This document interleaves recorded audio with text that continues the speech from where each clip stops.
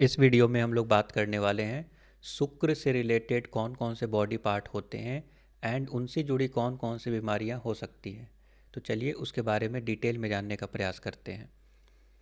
तो दोस्तों, हमने जो सोर्स लिया है वो है पराशर होरा शास्त्र, फल दीपिका, लाल किताब, भृगुनंदी नाड़ी और आज का जो मॉडर्न साइंस है वो क्या बोलता है। उसके आधार पे हम लोग जानने का प्रयास करेंगे कि शुक्र कौन कौन से बॉडी पार्ट को रिप्रेजेंट करता है और उससे जुड़ी कौन कौन सी बीमारियां हो सकती हैं। तो पराशर होरा शास्त्र के अकॉर्डिंग दोस्तों, शुक्र जो है सौंदर्य का कारक होता है, इसीलिए ये फेस से जुड़ा होता है। जो आपकी फेस है, ओके, उसका जो सौंदर्य है वो दोस्तों शुक्र से जुड़ा हुआ है। उसके बाद किडनी, किडनी दोस्तों शुक्र से एसोसिएटेड है। अगर किडनी में समस्या है तो दोस्तों आपको शुक्र देखना चाहिए। ओके। एंड यौन अंग, क्योंकि शुक्र जो है अ, यौन यू नो यौन अंग से रिलेटेड ऑर्गन्स को रिप्रेजेंट करता है। ओके। दोस्तों, क्या होता है कि जो फिजिकल रिलेशन बनता है उसका भी कारक शुक्र होता है। ओके। प्रेम, प्रेम, आकर्षण, लग्जरी, ओके, ये सब का कारक दोस्तों, और बेसिकली जो भी सुख सुविधाएं हैं उसका कारक होता है शुक्र। तो जो सुख सुविधा वाला पार्ट है उसमें दोस्तों ये पाया गया है कि ऐसे लोग बहुत आराम पसंद लोग होते हैं, और आराम पसंद लोग होने के वजह से, जो लोग आराम पसंद लोग होते हैं उससे रिलेटेड बीमारियां हो सकती है। बेसिकली शुक्र से रिलेटेड जो बीमारियां होती है वो आराम पसंद जीवन जीने की वजह से होता है। ओके। जैसे दोस्तों, अगर आप जो है खान पान पे कंट्रोल नहीं कर पा रहे हैं और बहुत आराम कर रहे हैं तो डायबिटीज़ हो सकती है। तो चलिए हम आगे देखते हैं। तो एक तो हो गया सेक्सुअल ऑर्गन्स, और सबसे इम्पॉर्टेंट वीर्य, सीमेन। वीर्य का कारक होता है शुक्र। ओके। तो दोस्तों शुक्र को वीर्य से एसोसिएट किया जाता है, और मोस्ट ऑफ द जो फल दीपिका भी है, फल दीपिका भी यही बोलती है कि सीमेन को जो है शुक्र रिप्रेजेंट करता है। और भृगुनंदी नाड़ी के अकॉर्डिंग भी दोस्तों जो भी सेक्सुअल ऑर्गन्स हैं, और स्पेशली जो सीमेन वाला जो पार्ट है, जो इंटरनल ऑर्गन्स है, देखिए क्या होता है ना, दो टाइप के, सपोज दैट पुरुष की बात करें तो जो एक्सटर्नल ऑर्गन्स हैं, जो मसल वाला पार्ट है उसको तो मंगल रिप्रेजेंट करता है, बट जो इंटरनल पार्ट है दोस्तों उसको शुक्र रिप्रेजेंट करता है। ठीक है। उसके बाद आता है दोस्तों यूरिनरी सिस्टम, मूत्र प्रणाली, उसको भी शुक्र रिप्रेजेंट करता है। उससे जुड़ी कौन कौन सी बीमारियां हो सकती हैं, तो एक है गुप्त रोग, गुर्दे की पथरी, मतलब किडनी स्टोन से रिलेटेड समस्याएं होती हैं। स्पेशली अगर मैं बात करूं तो ऐसे बहुत सारे कम्बिनेशन बनते हैं जो आगे चल के मैं बात करूंगा। प्रजनन प्रणाली के विकार, रिप्रोडक्टिव सिस्टम डिसऑर्डर, जो रिप्रोडक्टिव सिस्टम से रिलेटेड, क्योंकि शुक्र जो है इंटरनल सेक्सुअल ऑर्गन्स का जो पार्ट होता है उसको रिप्रेजेंट करता है, तो उससे रिलेटेड बीमारियां हो सकती है रिप्रोडक्टिव सिस्टम डिसऑर्डर।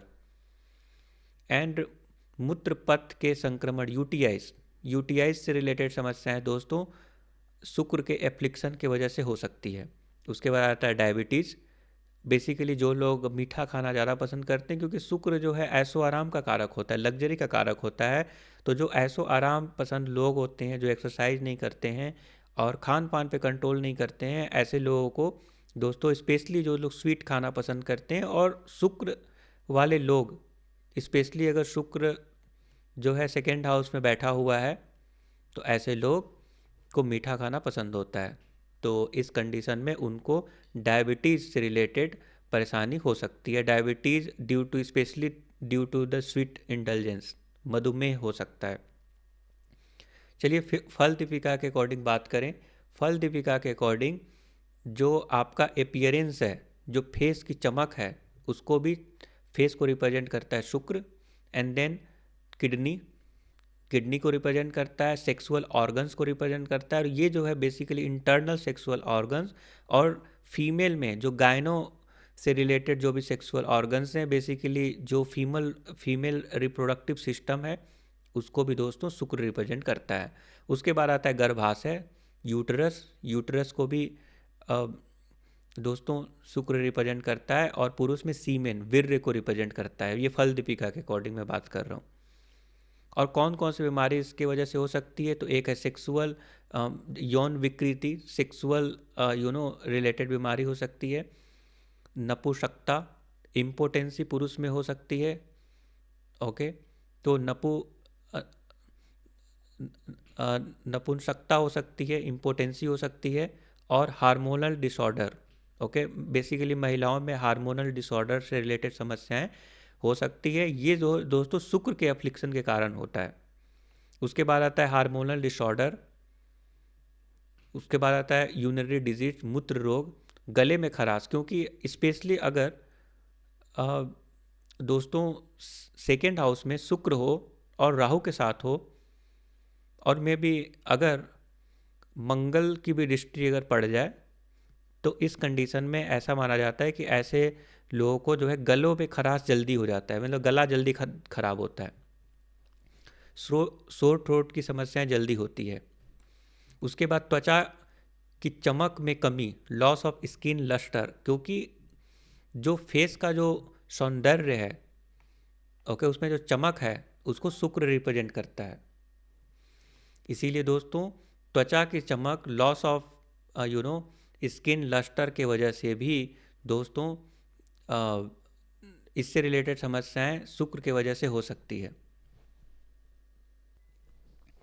लाल किताब के अकॉर्डिंग शुक्र जो है फेस को रिप्रेजेंट करता है, अगेन किडनी को रिप्रेजेंट करता है, और सेक्सुअल ऑर्गन्स को रिप्रेजेंट करता है। और लाल किताब किताब के अकॉर्डिंग शुक्र से संबंधित जो बीमारियां होगी उसमें होगा ल्यूकोडर्मा, जो सफ़ेद दाग होता है, विटिलिगो, एंड मूत्राशय से रिलेटेड समस्या जैसे urinary bladder issues, appendicitis, and sexual disease, and again skin से प्रॉब्लम जो कि आपके अपीयरेंस को इफ़ेक्ट करता है। वो सारी जो बीमारियां हैं वो शुक्र से देखा जाता है।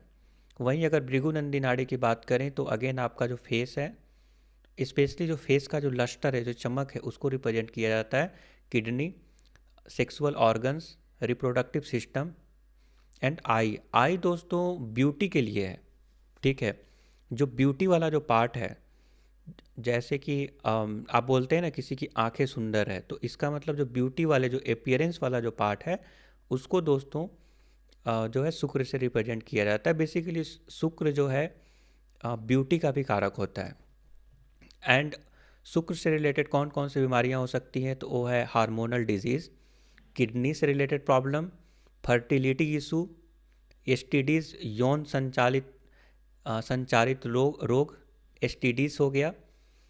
एंड दोस्तों बात करें तो शुक्र क्योंकि इंटरनल सेक्सुअल ऑर्गन्स को रिप्रेजेंट करता है, इसीलिए ओवरीज एंड प्रोस्टेट ग्लैंड, उसके बाद इंटरनल रिप्रोडक्टिव ऑर्गन्स। ओके, और बेसिकली क्या होता है, बॉडी में जो वाटर वाला पार्ट है, वाटर बैलेंस करने वाला जो पार्ट है, उसको मून रिप्रेजेंट करता है। ओके, जो भी वाटर से रिलेटेड समस्याएं हैं उसको मीन्स अगर हम इन टर्म्स ऑफ बात करें सेक्सुअल ऑर्गन्स में और स्पेशली रिप्रोडक्टिव ऑर्गन्स में, तो जो वाटर से रिलेटेड जो पार्ट है उसको तो मून रिप्रेजेंट करता है, बट इंटरनल सेक्सुअल ऑर्गन्स को शुक्र रिप्रेजेंट करता है। और उससे रिलेटेड कौन कौन सी बीमारियां हो सकती हैं, तो ओवेरियन सिस्ट्स। ओके, ओवरीज में सिस्ट, तो ओवेरियन सिस्ट्स, उसके बाद प्रोस्टेट इनलार्जमेंट, और इनफर्टिलिटी, एडिमा बेसिकली फ्लूट से रिलेटेड इशूज होता है, जो कि पैर जैसे फूल जाता है, तो इसका एसोसिएशन लंग से भी होता है। ओके, और आज का जो मॉडर्न रिसर्च बोलता है कि जो भी ओवरीज है, प्रोस्टेट ग्लैंड है, किडनी है, स्किन है, और हार्मोन्स, ओके, हार्मोन्स के लिए भी दोस्तों शुक्र को देखा जाता है।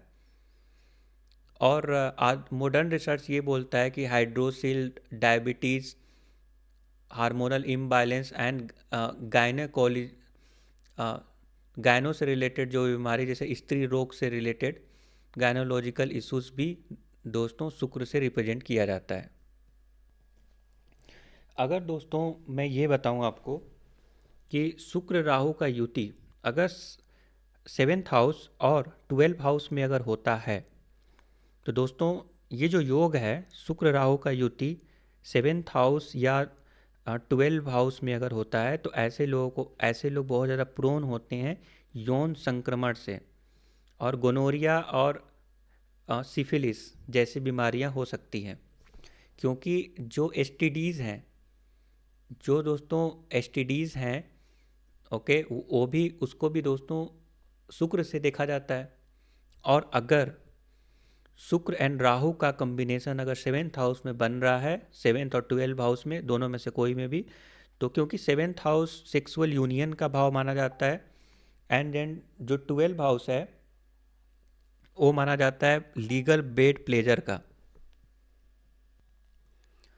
दोस्तों अगर शुक्र और शनि का युति बन जाए और शुक्र और शनि का युति 6ठा house, 6th house and 8th house में बन जाए तो ऐसे कंडीशन में माना जाता है कि मूत्र मार्ग से रिलेटेड और यूटीआईज, दोस्तों यूटीआईज एंड किडनी से रिलेटेड बीमारी हो सकती है। ओके, तो अगर किसी के 6ठे हाउस यानी 8वें हाउस में शुक्र और शनि का युति अगर बन रहा है दोस्तों, तो ऐसे लोग बहुत ज़्यादा प्रोन होते हैं किडनी और यूटीआई से रिलेटेड समस्याओं के लिए। क्योंकि दोस्तों जो शनि होता है ना कठोरता का कारक होता है, ओके, एंड शुक्र जो होता है मूत्र पथ जो होता है, मूत्र मार्ग, उसका कारक होता है। तो दोनों का कम्बिनेशन अगर 6ठा और 8वें हाउस में बन जाए तो दोस्तों ऐसा माना जाता है कि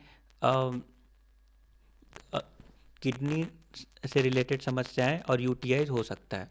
क्योंकि जो 6ठा हाउस है वो तो हाउस किडनी को भी रिप्रेजेंट करता है, एंड 8th हाउस जो है सेक्सुअल ऑर्गन्स को रिप्रेजेंट करता है। तो अगर मान लीजिए कि 6ठा और 8वें हाउस में शुक्र और शनि का युति बन रहा है तो इस कंडीशन में दोस्तों किडनी डिजीज एंड यूटीआई से रिलेटेड समस्याएं देखने को मिलेगा। अगर दोस्तों शुक्र और केतु अगर साथ में मिल जाए, जहाँ पे शुक्र बहुत कमज़ोर हो जाए, और 6ठा और 12th हाउस में दोस्तों अगर ये मिल जाए तो ऐसे लोग ना एक्नी और रैसेस से रिलेटेड समस्याओं का सामना करना पड़ता है। ऐसे लोग को एक्नी और रैसेस बहुत ज़्यादा देखने को मिलते हैं। ओके, तो ये चीज़ है दोस्तों। क्योंकि शुक्र त्वचा का जो चमक होती है, जो लस्टर होता है, उसका कारक होता है, और केतु एक विषाक्तता को बढ़ाता है। इसीलिए अशुभ शुक्र, अगर शुक्र खराब है तो तेरे की जो लस्टर है, जो चमक है, जो सौंदर्य है, उसमें प्रॉब्लम क्रिएट करता है। और शुक्र केतु अगर साथ में मिल जाए और वो भी 6ठा और द्वादश भाव में मिल जाए तो ऐसे लोग बहुत ज़्यादा प्रोन होते हैं कि उनकी जो त्वचा होती है वो ख़राब हो जाएगी, एंड एक्नी और रैशेस बहुत ज़्यादा होंगे। ओके, क्योंकि शुक्र जो है सौंदर्य का कारक होता है। तो आई होप कि आपको समझ में आ गया